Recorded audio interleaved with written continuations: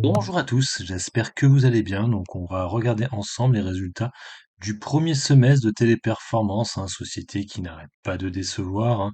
Alors déjà, je vous montre déjà sur les futurs, ça n'a pas fait grand-chose. C'est monté un peu, c'est redescendu. Bon, c'est normal, c'est une société qui actuellement ne fait comme pas grand-chose sur les. En fait, en général, sur les futurs, on le voit pas vraiment la grosse chute.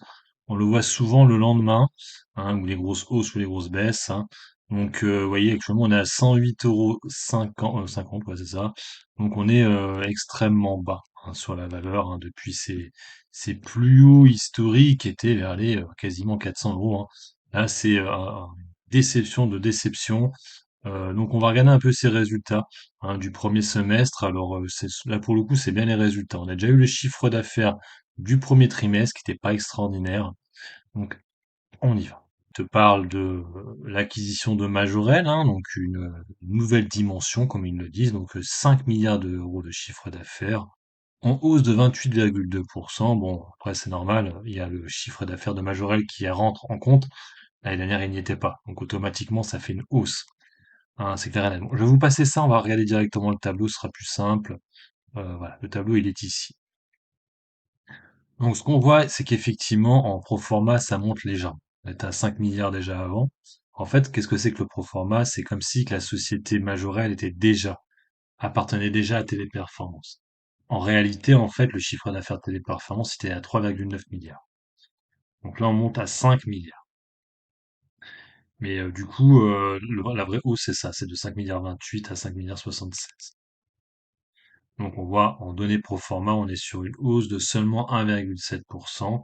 Mais si on rajoute le chiffre d'affaires de Majorel, hein, qui appartient maintenant à Téléperformance, ça fait une hausse de 28,2. La vraie hausse, c'est 1,7. Pour ce qui est de l'EBITDA, alors c'est ça qu'il y a l'EBITDA et l'EBITDA. Alors, on notera que les marges ont un petit peu chuté depuis cette acquisition. Pourquoi? Parce que regardez, sans Majorel, on était à 24 de marge au premier semestre 2023. Et l'euro-dollar est à peu près le même, hein.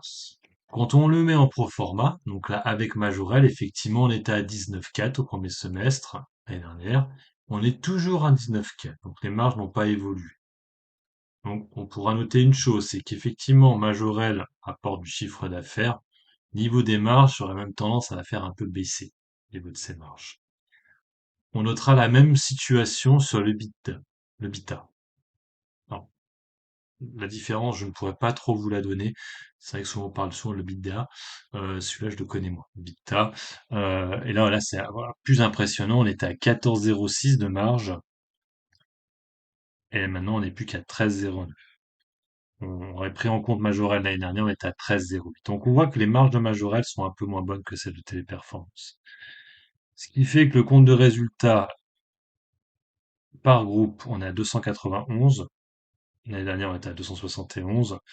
Et le résultat net dilué en actions, on est à 4,83 de euros contre 4,59. Le free cash flow est lui par contre bien positif. On était à 309 millions l'année dernière. On est à 448 millions cette année.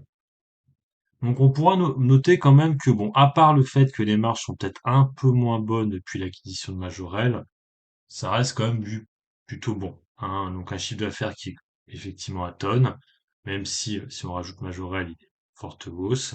Des marges qui stagnent, hein, qui baissent pas tant que ça, mais ça stagne, il faut bien l'avouer. Et c'est vrai que par rapport aux marges de Téléperformance l'année dernière, on est quand même sur une petite baisse. Alors après, si on regarde en fait en trimestre, on notera que, regardez, je vous montre, on a ici.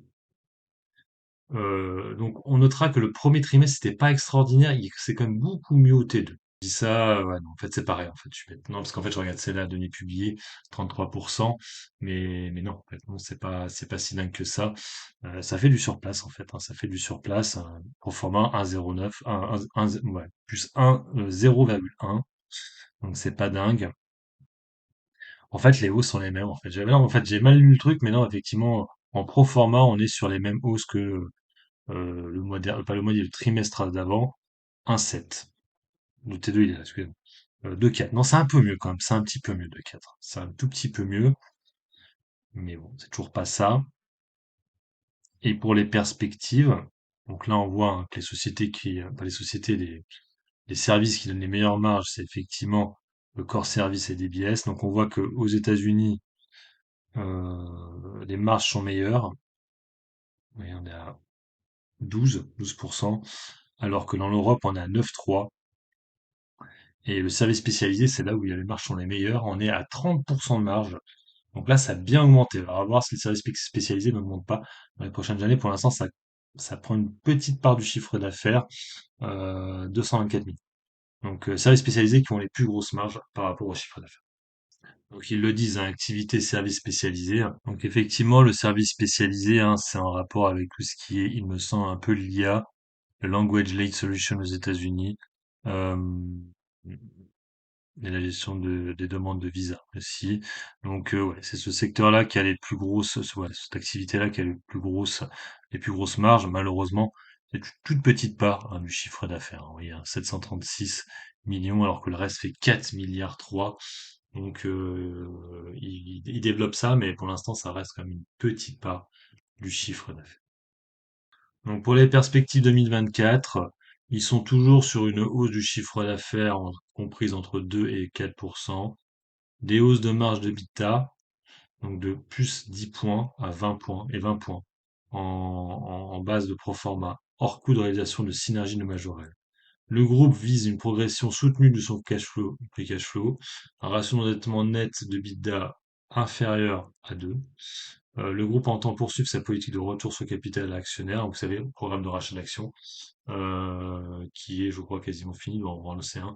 La croissance de l'activité devrait afficher une dynamique plus favorable au deuxième semestre, compte tenu d'une base de comparaison moins élevée et de nouveaux contrats signés sur la récente période. Ils ont l'air de dire qu'ils ont eu des nouveaux contrats, donc à voir ce que ça donne. Hein. Du coup, automatiquement, le chiffre d'affaires serait mieux.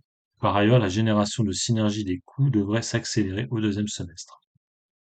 Voilà, donc c'est vrai que là, ce qu'on voit, c'est plutôt pas mal. Après, je n'arrive pas trop à savoir comment va réagir le marché, pardon, excusez-moi, sur Téléperformance. Donc, comme je vous dis, en post-market, j'ai pas d'informations. Hein, il n'y a pas vraiment de move. Vous voyez, c'est ça le post-market. Là, je vois rien. Laval est toujours sur le dossier, hein, sur Téléperformance. Donc, je reviens un peu sur le graphe. Donc, j'ai tapé TEP pour voir la vraie. Voilà. Donc, on pourrait essayer, alors, à voir comment on va réagir, hein, le dossier. Donc, de deux choses une, soit ça s'envole, hein, avec un gap aussi, comme on a eu à Nexity, on va chercher les 120, voire même les 130, soit alors ça déçoit une nouvelle fois et ça rechute, et on pourrait repasser sous les 100 vers les 98,32. Au vu des résultats, je pense pas que ça va descendre plus, mais si ça descend plus, on pourrait essayer d'aller combler le gap ici, vers les 88,30 €. C'est un gap qui date du mois de mai, début du mois de mai 2022, bah, c'était de cette année en fait, hein, 2023, 2024. Pardon. Voilà, donc s'il n'y a pas d'autres news par rapport à l'IA et des choses comme ça, normalement pour moi ça devrait grimper. On notera que le communiqué de presse, il ne parle pas vraiment d'IA, comme d'habitude avec Daniel Julien. Donc j'espère que vous êtes contents. On verra demain hein, si ça monte ou si ça descend. Pour moi, ça devrait quand même monter. Hein. Il y a rien d'effrayant là sur les résultats. Programme de rachat d'actions. Ce qui avait été décevant au résultat annuel l'année dernière, ouais, c'était cette année, mais en fait de l'année dernière, c'était le fait que le dividende reste le même et que après, ce qui fait peur quand même hein, sur le communiqué de presse, ce sont les marges qui sont quand même beaucoup moins bonnes, quoi, un petit peu moins bonnes qu'avant.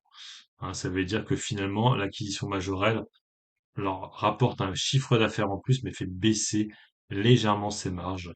Vous voyez, un 20,04 à 19,04.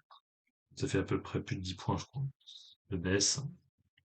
Grosso modo, 1%. Ça fait 100 points plutôt. J'ai du mal avec les points. Ouais, 1% de baisse au niveau de ses marges. Hein. Donc, à voir sur le temps. Après, maintenant, on regarde moins ça, étant donné que le PER est beaucoup plus bas maintenant. Je crois qu'on a un PER à 10 maintenant, un truc comme ça. Donc, pour moi, c'est plutôt positif. Mettez en commentaire ce que vous pensez. Hein, on verra demain comment réagit le marché. Sur ce, moi, je vous laisse. Bon investissement et puis bon trade. Ciao, ciao.